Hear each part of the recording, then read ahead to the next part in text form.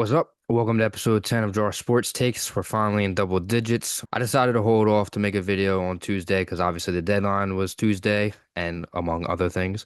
So decided to wait, but it was another losing week for the Dallas Cowboys against the Falcons. It was another game where they tried coming back late and they just couldn't close it out in the end. And at this point, we're sitting at 3-5. We're becoming a laughing stock in the NFL on a week-to-week basis. Like I've said in numerous past videos, it's just not looking hot for us right now. We have Philly this week. Then we have Houston, then we have Washington before Thanksgiving against the Giants. And not only did we lose this week, but we lost our starting quarterback in Dak. People thought it wasn't too serious at the time, but partially torn hamstring, probably going to be out at least 4 weeks.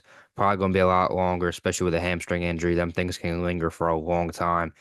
And we lose these next couple games. We're sitting at 3-8 after these last three games. What's the point of bringing them back? There's no point risking them to get hurt. Just pointless. Injuries really have been the name of the game all season. We have so many guys, so many key pieces that are out for long periods of time. Parsons is still out. Bland's still out. D-Law's still out. We got guys out for the season.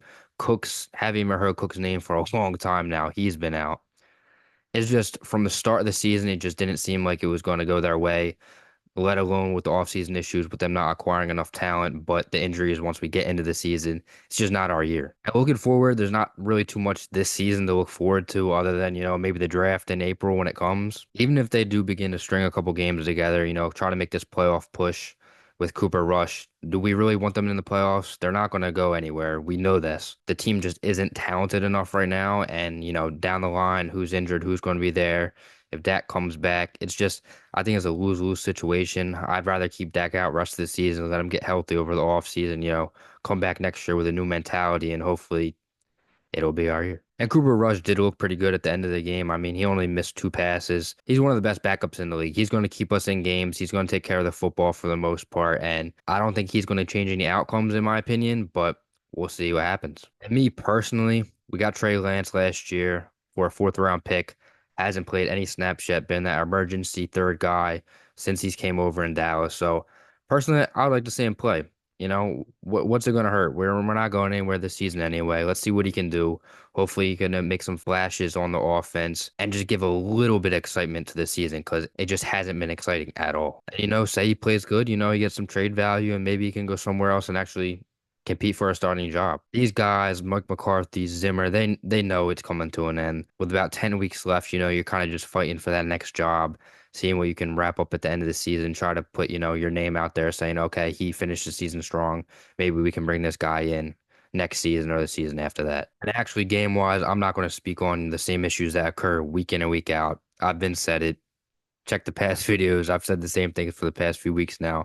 Same issues occur, and it's just not going to change at this point in the season. But one thing that has changed is, they went out and acquired some wide receiver talent and Jonathan Mingo from the Carolina Panthers. Before I get into, his stats and what he's been in his career, NFL career so far, I thought we should have been sellers at the deadline. I thought they should have been trading away guys, some veteran guys that are, that are only 1 or 2 years left on their contract, trying to get some picks in return, maybe some other younger guys.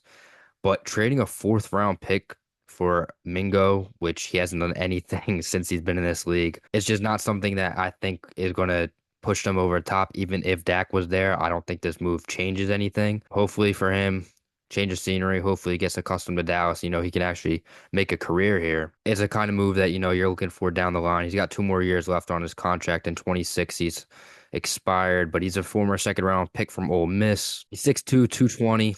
Bigger guy. Hopefully, he's a guy outside of Lamb that can actually make some plays. But throughout these 2 years in his career, he has not done that. And I know Carolina has been pitiful, dumpster fire, terrible. But 111 targets for only 55 receptions. That is incredibly bad.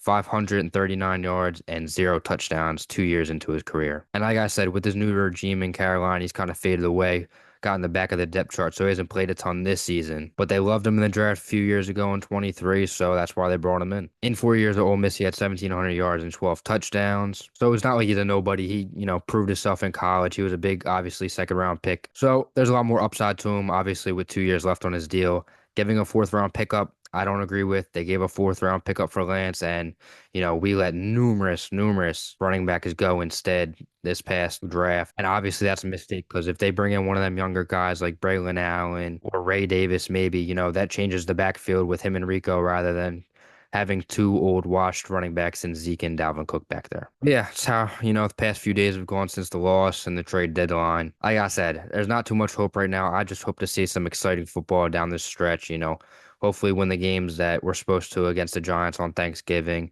Games like that. I hope we obviously beat the Eagles this week coming up. Hopefully we beat Washington. Just don't see a lot of these things happening though. And just a quick little insight to the Eagles. I'm from the Philly area, so Eagle fans are around me for my entire life, and they're obviously going to clown me when they win this week because I don't think we have a chance. I'll put on record, I don't think they're that good of a football team. Last year during this time when they were on that 10-game win streak, I just said they're not that good of a football team. When they come playoff time, they're going to collapse, and that's exactly what they did. They were the 2022 Minnesota Vikings when they played the Giants in the playoff. They completely fell up short. And I think this year is going to be similar. They're winning games, but they're not winning by a lot. They've only played two teams above 500, and they're 1-1 against them. And if you know anything about Kellen Moore, you know his play calling in the regular season towards the playoffs are two completely different things. His play calling in the playoffs when he was here was bad. He's a big reason why we lost some of these playoff games offensively. And I just don't see that changing there. Without A.J. Brown and Devontae Smith, Jalen Hurts is a below average quarterback. However, two of the best wide receivers in the NFL, two top 15 guys, they're going to obviously make Jalen Hurts a lot better. Saquon back there, obviously one of the best running backs in the league, potential offensive player of the year. And our defense is one of the worst in the league, if not the worst. So them two things combined is going to be very, very ugly. I think they hang at least 35 up on us and, kind of rub it in Dallas. If they do somehow, make this game close and they somehow win this, I'm going to be ecstatic. But like I said, don't think that's going to happen. But yeah, it's pretty much just talking about that Falcons game, trade deadline, getting Mingo, and, a little preview on the Eagles coming up on Sunday. It's pretty much all I got. Appreciate if you watched this far. Like, subscribe, whatever else. Appreciate it.